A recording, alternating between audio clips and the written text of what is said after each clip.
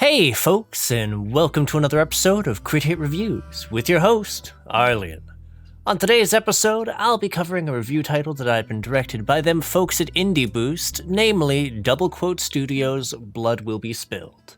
Which, I guess is sort of like if you took a turn-based strategic shooter and then put in a blender with like A Bug's Life and a spaghetti western. But is this title worth a fistful of dollars, or is it a buggy mess? In a figurative, not literal...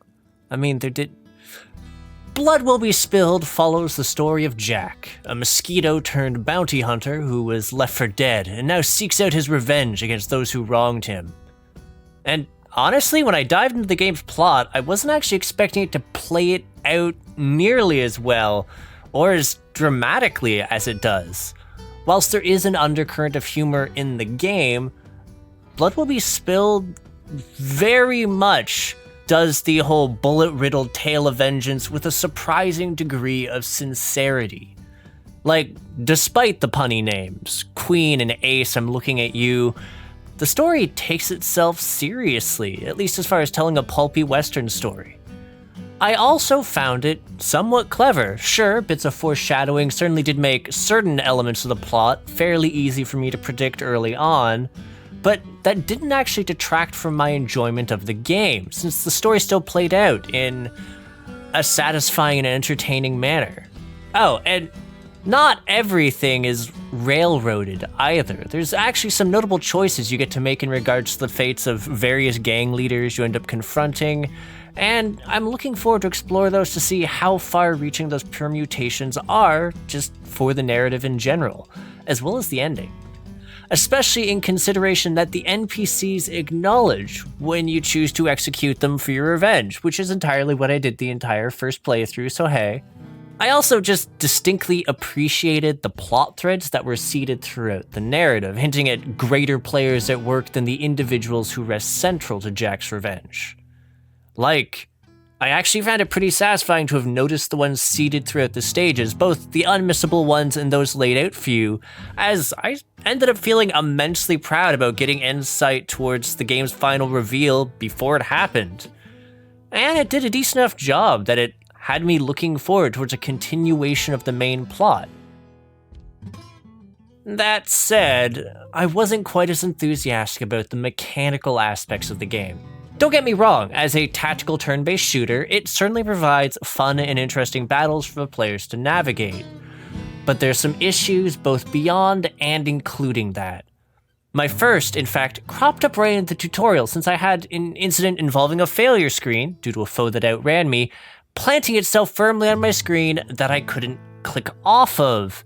And what made this so obnoxious is it stuck around when I died, and even when I left and reloaded. It took me entirely quitting out and restarting to fix it. The game also has a fair degree of platforming outside of its combat, which is how I ended up coming to terms with just how clunky the jumping and especially the climbing felt. Like, you need to hold the up button for a second to finish climbing. Why? Considering that there is a healthy degree of exploring to be had, both for puzzles as well as optional loot to acquire, like collectibles, much needed health items, and also parts of a super secret weapon, this did make it a nuisance to me throughout the game. Though it could have been worse since I didn't have to do too much in the way of platforming, just rifle through everything that wasn't nailed to the ground. And hey, while the platforming segments do leave a lot to be desired, the fights aren't really hindered by them since the game combat plays out very differently. More or less, every turn you get 2 action points to either move, shoot, or use an ability, or reload.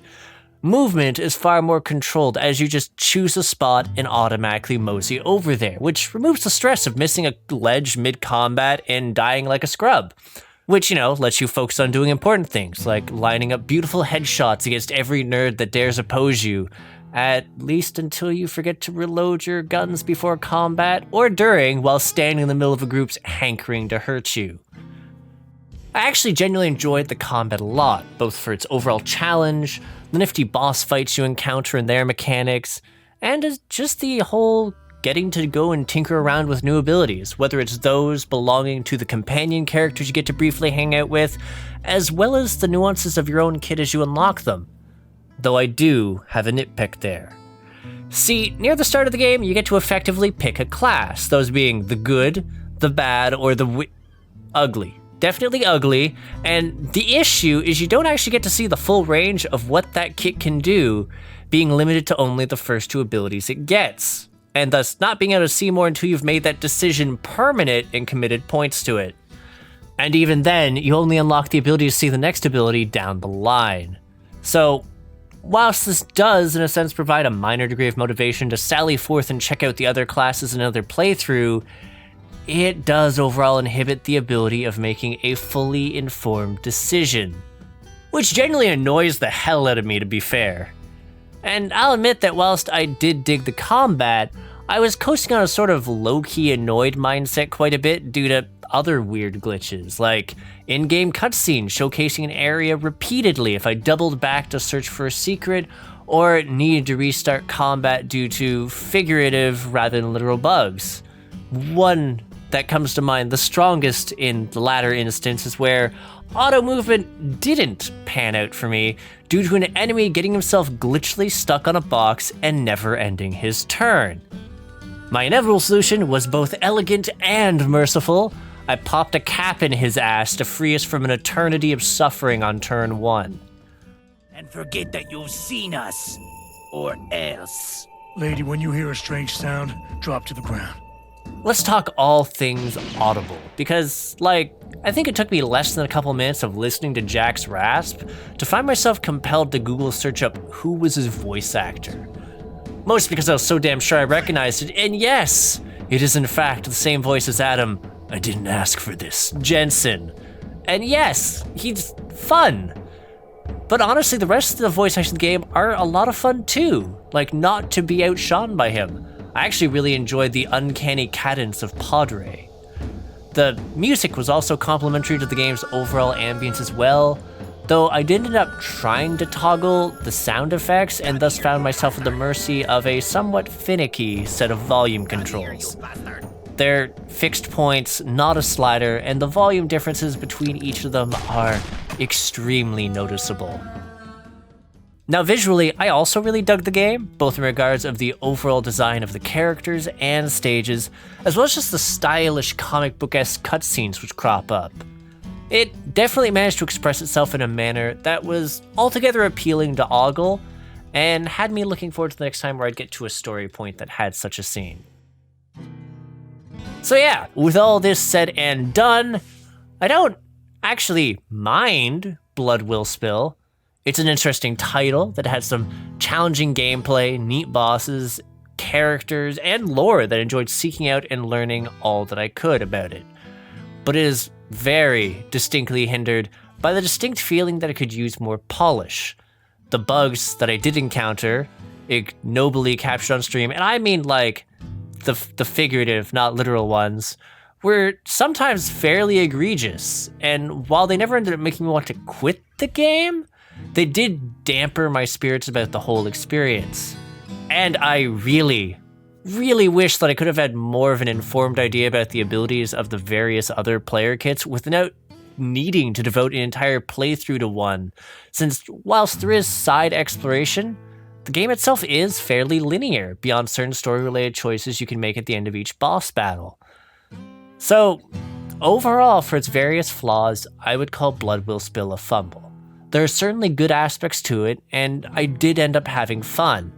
Hell, I was legitimately excited to have guessed a major plot point and discover a possible DLC sequel hook near the climax of the game before it was properly unveiled. But the overall imperfections heavily weigh down on the whole, and it definitely feels like it needs a good bit more of post-release love. So I'd say if you're a distinct fan of this genre of gameplay, feel free to give it a look, but consider yourself warned for the trouble ahead. Anywho, thanks for tuning in. If you agree, disagree, or have something to say, just feel free to comment. And for those interested in more indie reviews, developer interviews, podcasts, or our Monday TTRPG content, hit the subscribe button and the bell so you know when there's a new release. There's also a Discord. Click the banner in the description to become a part of our community, the Crit Hit Cauldron. Lastly, if you'd like to help support the channel, we do have a coffee running now to help supplement funds for our lovely editors, and to make sure that we can continue to provide quality content and get the equipment we need. Again, check the description plus banner for them links. Anywho, I'll catch you on the next episode of Crit Hit. Take care till then, folks.